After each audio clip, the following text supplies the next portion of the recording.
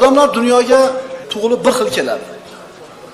Ammo undan chiqib ketishligi bir-ikkisidan farqlanadi.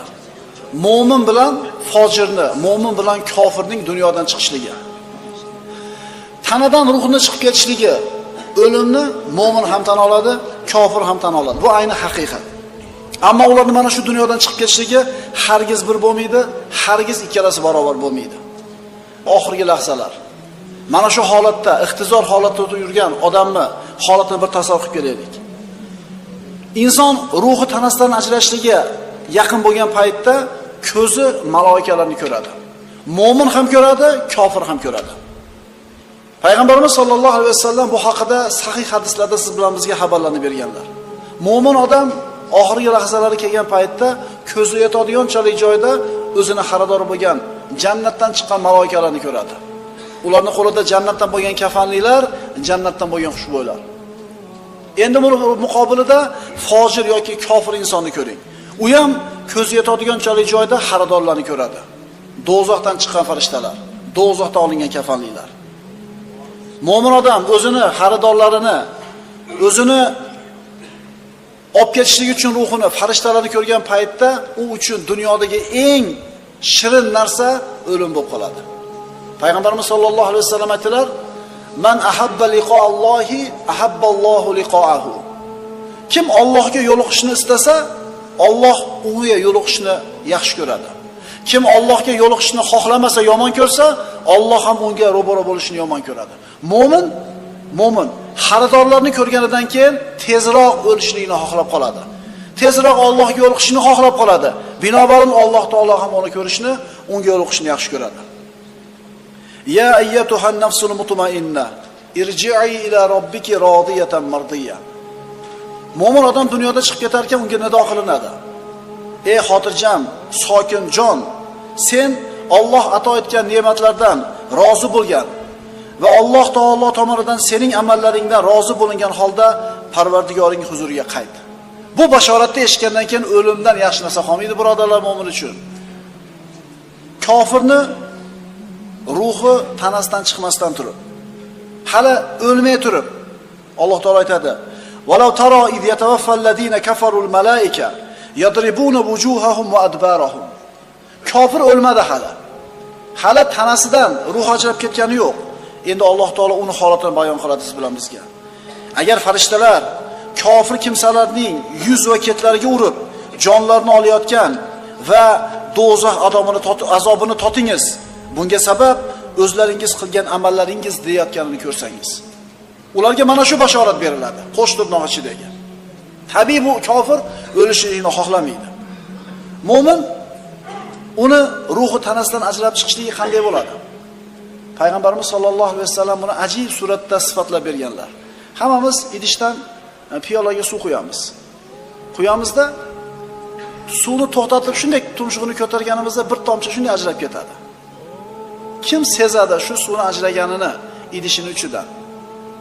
Sharrat oqizib turib, shunday to'xtatganingizda oxirida bitta ikkita tomchi shunday ajraydi. Sezadimi qo'lingiz? Ko'zingiz ko'rmasa qo'lingiz sezmaydi. Mo'minning tanasidan ruhini ajrashligi mana shunday bir yengil suratda bo'ladi. Alloh mana shunday bir kunni bizga nasib qilsin hammamizga. Endi ikkinchi toifa, kofirlarning ruhi qanday ajraydi tanasidan? Po'stakda tasavvur qiling, qo'ydi po'stagini. Suvni sepib ho'l qiling. Qo'lingizda temirdan bo'lgan tikonni po'stakka botirib aylantiringda, so'ngra sug'uring. Kofirni tanasidan ruhini ajrashligi mana shunday bo'ladi. Birodarlar, bu ikkisi hargiz teng bo'lmaydi. Ha, mo'min ham, kofir ham dunyoga kelganda bir xil tug'ilgan, bir xil yig'lagan, ammo ketishligi hargiz bir bo'lmaydi. Mo'minning ruhi tanasidan ajrab chiqar ekan, undan ana shu ruhidan yer yuzida bor xushbo'y atirlarning eng afzalidan ko'ra shirinroq hid chiqadi. Hatto farishtalar yer tarafidan pokiza ruhning hidi kelyapti deb turadi osmonda. Osmondagilar his qiladi bu hidni. Endi kofirning ruhi tanasidan ajraganda esa yer yuzida mavjud bo'lgan eng badbo'y hidni isi keladi. Farishtalar buni ham his qiladi. Yer tomondan badbo'y ruhning hidi kelyapti deydi. Birodarlar, hidi ham bir xil bo'lmaydi. Garchi dunyoda bir xil yeb, bir xil ichib, bir xil kiyib, bir xil huzurlanib yashagan bo'lsa ham, lekin dunyodan chiqishligi hargiz teng bo'lmaydi. Ikkalasi ham, mu'min ham kofir ham dunyodan chiqib ketar ekan, maloikalarni ko'radi. Lekin birini xaridori undek, birini xaridori bunday bo'ladi. Bu ikkisi barobar bo'ladimi? Birodalar, albatta keladi shu kun oldimizda. Aniq keladi. Modomiki dunyoga kelganimiz haqiqat bo'lsa, undan ketishligimiz ham ayni shunday haqiqat bo'ladi, birodarlar. Alloh taolo bizning xaridorlarimizni jannat farishtalaridan bo'lishini nasib etgan bo'lsin. Kafanlar.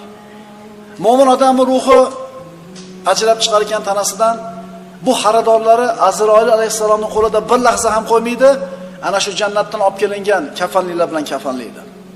Kofirning tanasidan ruhi chiqar ekan, uni xaridorlari ham bir lahza qoldirmaydi Azroil alayhisalomning qo'lida. Jahannamdan olingan kafanlar bilan kafanlaydi. Mana endi hamma narsa endi boshlandi. Mana haqiqat endi bo'ldi. Ko'zi endi ochildi. Qachon ochildi? Ko'zi yumilgandan keyin ochildi. Maloikalar ikkalasining ruhini olib osmonga ko'tariladi. Mo'minning ruhini ko'tarib osmonga ko'tarilar ekan, osmon farishtalari yer tomondan xushbo'y, pokiza ruhini hidi kelyapti. Voy biz tomondan qo'lma-qo'l qilib osmon eshigiga olib borishadi. Biz ham tegib qolaylik deydi. Birinchi osmon eshigiga kelganida samo eshigini farishtalari, qo'riqchilari so'raydi, kim bu? Shunda eng chiroyli ismlari bilan, sifatlari bilan chaqiriladi. Bu falonchining o'g'li falonchi, taqvodor, solih, namozxon, ro'zador, qori, xayr ihson qiladigan, Allohning baytini ziyorat qilgan. Unga osmon eshiklari ochiladi. Shunday qilib 7 qavat osmondan o'tadi. 7-osmonga chiqqanda Alloh taolo amr qiladi. Bu bandamning ruhini illiyinga yozib qo'yinglar. Jannatiylarni qatoriga ism yozib qo'yiladi. So'ngra ruhi yana bir chiroyli bir ma'lum suratda uni qabriga olib chiqib qo'yiladi. Endi buni muqobilida kofirning ruhi osmonga ko'tarilib ketar ekan, farishtalar yer tomondan badbo'y hid kelyapti deydi. Va birinchi osmon eshigini oldiga olib kelganida kim bu deb so'raydi farishtalar. Falonchi kofir, falonchi fosiq, falonchi munofiq, falonchi zolim, falonchi haromxo'r. Qanaqa yomon sifatlar bo'lsa shu sifatlar bilan aytilinadi. Ular uchun osmon eshigi ochilmaydi. Astagfirullah. La tufattahu lahum abwabus sama va la yadkhuluna al-jannata hatta yalijal jamalu fi sammil khiyat. Ignani ko'tidan tuyani o'tishini tasavvur qila olasizmi? Tasavvur qila olmaysiz. O'tadimi? O'tmaydi. Demak, bular ham jannatga kirmaydi. U kimsalar uchun hargiz samo eshiklari ochilmas. Robbimiz aytayapti buni. Va toki tuya igna teshigidan o'tmas ekan, ular ham jannatga kira olmaslar. Hech qachon kirmaydi. Kofir ham mo'min ham yegan dunyoda. Kofir ham mo'min ham uxlagan. Kofir ham mo'min ham yaxshi yomon kunni ko'rgan. Kofir ham mo'min ham bir xil dunyoga kelgan. Chiqishligi bir xil bo'ladimi dunyodan? Bir kun keladi birodarlar, peshonamizda turib tushgun. Kimga ertaroq, kimga keyinroq. Ruhni tanaga qaytarilishi. Ruh mo'min kishini ruhi 7-osmonga yetdi, 50-yinga yozildi, so'ngra tanasiga qaytariladi. Qabrga qo'yiladi va jasad ruhga qo'shilib ne'matlanish, huzurlanishlik boshlanadi. Kofirni ruhi esa ana shu 1-osmonni eshigi oldidan qabriga uloqtiriladi, irg'itib yuboriladi ruhi. Mana endi uni ham tanasi ruhi bilan qo'shildi, endi bunga azob boshlandi. Ikkinchi hayotning muqaddimasi birodarlar. Asosiy abadiy hayotimizning muqaddimasi. Va man yushrik billahi fakannama kharra minas samaa fatakhtafuhu at-tayr aw tahwi bihi ar-rihu fi makanin sahiq. Alloh taolo uni ruhini nima dedi? Kim Allohga shirk keltirsa, bas u osmondan qulagan uni biron vahshiy qush o'lja qilib olib ketgan yoki qattiq shamol yiroq joylarga uchirib ketgan kabidir. Uni holati qadayu, boyagi mo'minning holati qo'lma-qo'l bo'lib, yana qabrga tushishligi qada. Hali oxirat azobi yoki ne'mati boshlanmasdan turib, kofirning musibatini ko'ring. Uloqtirilyapti. O'zi xor bo'lganini, dunyoda adashib kofir bo'lib yashaganligi, xato ekanligini tushundi. Hali tanasidan ruh ajramay turib, xaridorlarni ko'rganda, aqli ishladi, ko'zi ochildi, endi buni foydasi yo'q. Endi buni foydasi yo'q. Biri namoz o'qidi, ikkinchisi o'qimadi. Biri roza tutdi, ikkinchisi tutmadi. Biri ota-onasining duosini oldi, ikkinchisi oq bo'ldi. Biri o'zini pokiza saqlandi uylanib, ikkinchisi zinoni o'tkazdi har kuni. Zino bilan kunini o'tkazdi va bu bilan faxrlandi. Dunyoda bir xil yashagandir ehtimol, lekin dunyodan chiqishi hargiz bir xil bo'lmaydi. Kafanlash. Ruhi chiqdi, farishtalar olib chiqib tushdi, ungacha yer yuzida bo'ladigan ish. Itoatkor mo'minda ham, fosiqda ham, munofiqda ham birodarlar kafanlashadi. Bir xil kafanlashadi. Yuvishadi, bir xil yuvishadi. Yelkalari ko'tarib olib borib janoza o'qishadi. Bir xil. Ko'tarib qabrga olib borib ko'mishadi. Qabri ham bir xil bo'ladi. Ammo qabrda ichi bir xil bo'ladimi? Hargiz bir bo'lmaydi birodarlar. Bu ikkisi barobar bo'ladimi?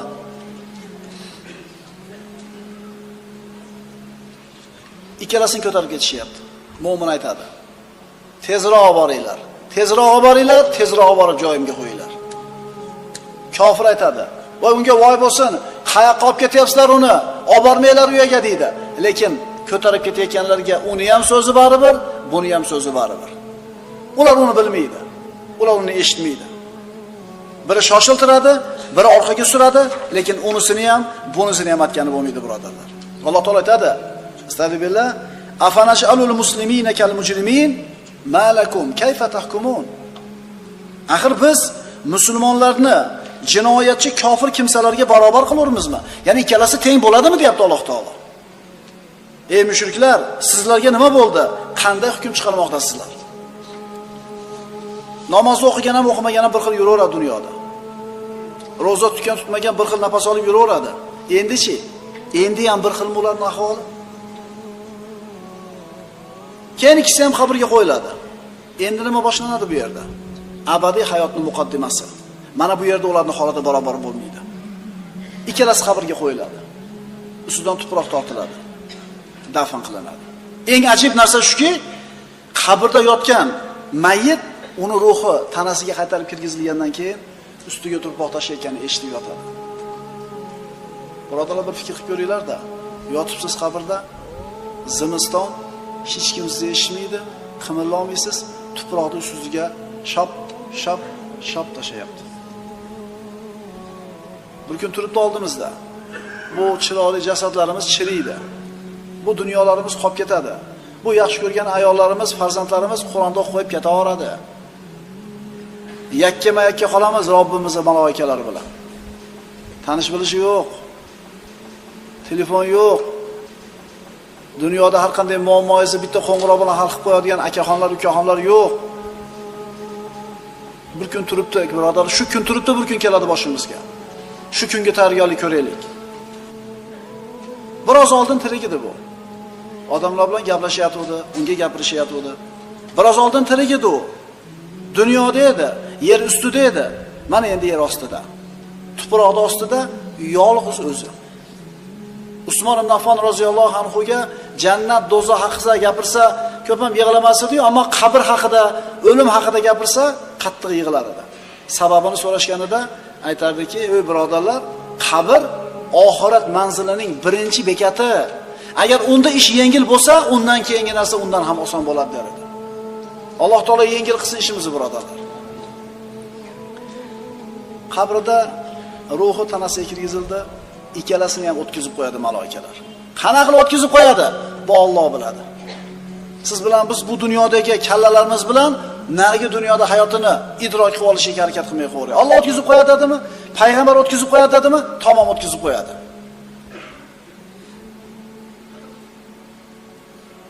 Ko'zi ochildi. Nimani ko'radi? Ikkita farishtani ko'radi. Qanday qilib ko'radi? Alloh biladi, birodarlar.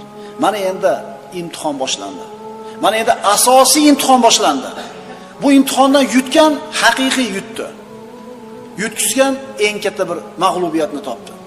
Eng katta fitna boshlanadi. Payg'ambarimiz sollallohu alayhi vasallam mana shu qabrning fitnasidan Alloh taolodan panoh tilagan. Maloikalar so'raydi: "Robbing kim? Dini nima? Sizlarga oranglarga yuborilgan odam haqida nima deysan?" Mana hozir shu yerda o'tirgan odam hammasi javob beradi. Robbing kim? Alloh. Dini nima? Islom. Oranglarga yuborilgan odam haqida nima deysan? U kishi Muhammad Rasululloh sallallohu alayhi vasallam. Endi bir odam aytishi mumkin, nima endi 3 qator so'z ekan. Yodlab berib qo'yish qiyinmi? Birodarlar, u yerda bu kalimalarga kim javob bera oladi, bilasizmi? Shu kalimalarning taqozosi bilan yashagan odamlar. Man qala la ilaha illalloh muxlisan min qalbihi dahalal janna. Ixlos bilan shu kalimani aytsa jannatga kiradi. Boshqa hadislarda payg'ambarimiz aytganlar, oxirgi aytgan so'zi dunyoda la ilaha illalloh bo'lsa, bu odam albatta jannatga kiradi dedilar. Desa oson ekan-da, ey. Aytib yursang shu tilingga, yo'q, bu tilni xiyonat qiladigan kuni bor. Ana shu xiyonat qiladigan kuni dunyodan chiqib ketayotgan kuningiz. Bu kalimani kim aytadi? Shu kalimani taqozosi bilan yashagan bo'lsa. O'ylamanglar, yodlab qo'ysanglar aytib beradigan narsada. Mo'min aytadi, Robbing kim? Robbim Alloh deydi. Dining nima? Dinim islom. Sizlarning oranglarga bir kishi yuborilgan. U kishi haqida nima deysan? U kishi aytadi, u zot Muhammad sallallohu alayhi vasallam, Allohning rasuli, u kishiga iymon keltirdim deydi. Malaikalar aytar ekan, shunday deyishini biz bilar edik. Ular bilishar edi. Chunki shu kalimani taqozosi bilan yashagan edi. Chunki bu kishi shu kalimani taqozosi bilan yashadi. Qur'on bilan, sunnat bilan, ibodati bilan. O'shuning uchun bu savollarga osonlik bilan javob bera oldi. Shu vaqt samodan nido qilinadi. Sadaqa abdi. Bandam rost aytdi. Alloh taolo guvohlik beryapti, birodarlar. Endi ayting, buni yoqidagi hayoti qanaqa bo'ladi? U tasavvur qila olmaydigan darajada huzur halovatda bo'ladi. Chunki imtihondan chiroyli suratda o'tdi. Bandam rost aytdi. Unga jannatdan to'shinglar. Unga jannatdan bir eshik ochib qo'yinglar. Taydagi ko'rpa to'shaklari jannat ko'rpa to'shaklaridan bo'ladi, birodarlar. Uni o'ng tomonidan jannatdan bir darcha ochib qo'yiladi. Jannatning hidi, harorati, boradigan qasrlari, qo'liga kiradigan huri ayinlarni ko'rib, huzurlanib yotadi. Robbi aqimissa-a, Robbi aqimissa-a. Parvardigor qiyomatni tezroq qoyim qil, tezroq qoyim qil deb shoshiltiradi.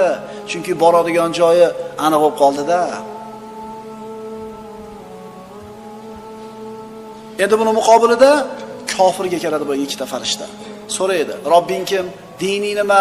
Sizlarni oranglarga yuborilgan odam haqida nima deysan? U, ha, bilmayman deydi. Robbing kim? Ha, bilmayman. Odamlar nima desa shuni der edim. Dining nima? Ha, bilmayman. U haq degani qo'rqayotganligini belgisi. Qo'rquvdi ma'nosi. Sizlarni oranglarda bir kishi yuborilgan. Nima deysan haqida? Ha, odamlar nima desa men ham shuni aytganman deydi. Farishtalar aytadi, la darita va la tarita. Bilmading, o'qimading. Haqni bilmading, Qur'onni o'qimading. So'ngra temirdan bo'lgan ko'zi bilan boshiga shunday uradi, turpoqqa aylanib ketadi. Bir urishida. Shunday qichqirib turpoqqa aylanib ketadiki, inson va jin toifasidan boshqa hamma mahluqotlar uni ovozini eshitadi. Faqat inson bilan jin eshitmaydi. Agar inson bilan jin eshitganida hushidan ketar edi. So'ngra jasad yana boyagi ahvolga olib kelinadi, yana boshiga uriladi. U unga qiyomatgacha beriladigan, qabrida beriladigan azobning bir ko'rinishi. So'ngra nido qilinadi, bandam yolg'on gapirdi. Unga do'zaxdan to'shaylar, do'zaxdan eshik ochib qo'yinglar. Ana farq, birodarlar. Nima yuribsan sen ham, men ham yuribman.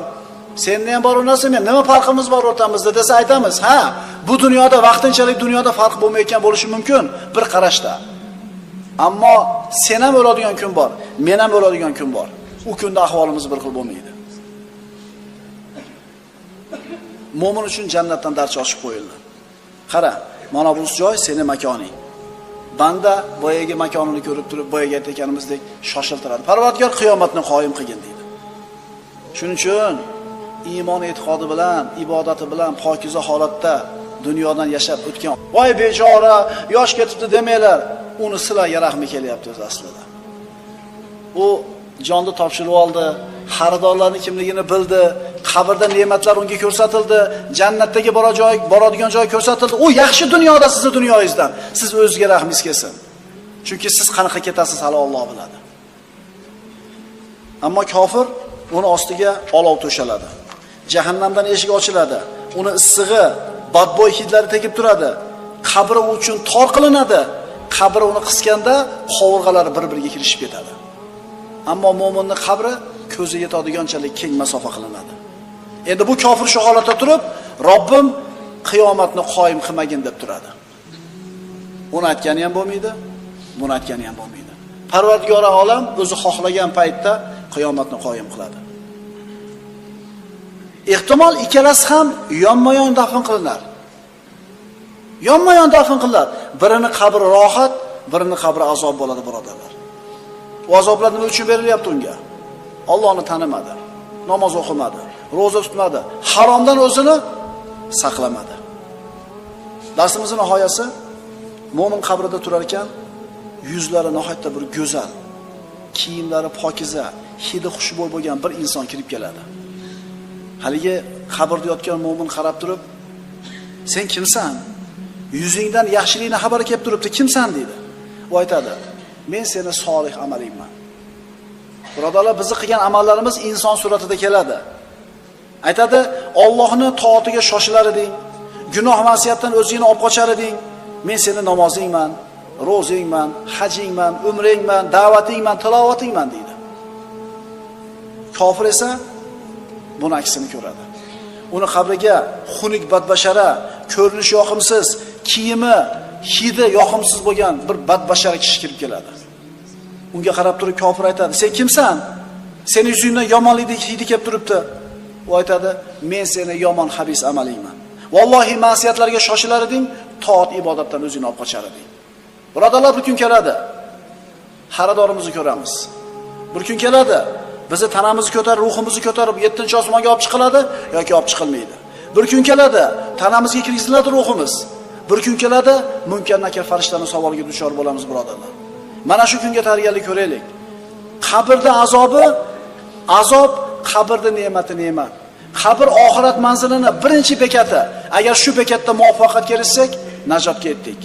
Agar muvaffaqiyatsizlikka uchrasak, birodarlar, afsus nadomatda qoldik. Mo'min va kofirning qabrdagi ahvoli bu ikkisi hargiz teng bo'lmaydi. Aqulu qawli hada va astagfirulloh li va lakum. Assalomu alaykum.